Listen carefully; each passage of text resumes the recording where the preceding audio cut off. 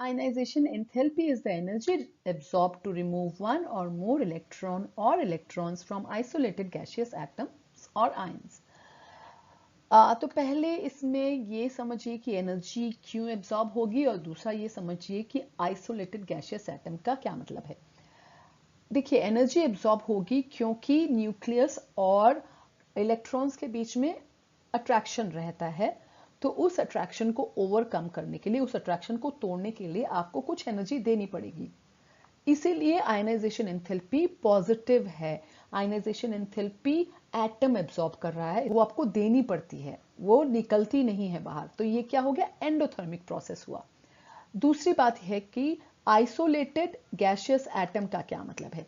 Sodium अगर हम लें, जो एग्जाम्पल हम लोगों ने लिया है यहाँ पर, वो सोडियम मेटल के फॉर्म में रहता है, सॉलिड फॉर्म में।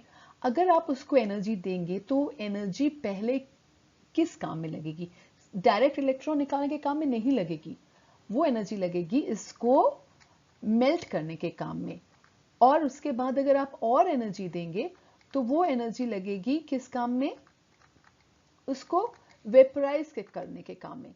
तो जब सोडियम गैस के फॉर्म में हो गया, वेपराइज हो गया, तब अगर तो क्या होगा कि अब जो इंटर पार्टिकुलर अट्रैक्टिव फोर्सेस हैं वो बहुत कम हो जाते हैं गैसेस में।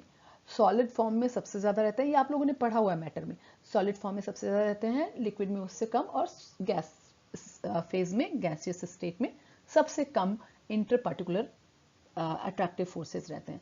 तो इस केस में अगर आप इलेक्ट्रॉन बाहर करेंगे तो उस इलेक्ट्रॉन के ऊपर आउटर मोस्ट शेल से बाहर करना है।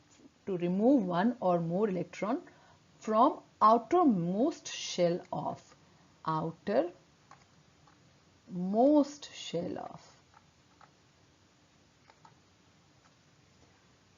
ठीक है।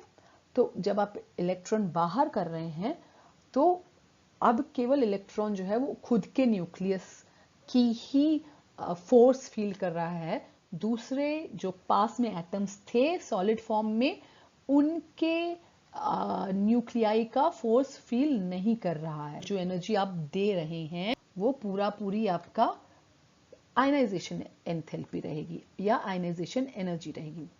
दूसरी डेफिनेशन है इलेक्ट्रॉन एफिनिटी या electron gain enthalpy. Energy released when isolated gaseous atom और आयन गेन्स वन और मोर इलेक्ट्रॉन और इलेक्ट्रॉन्स।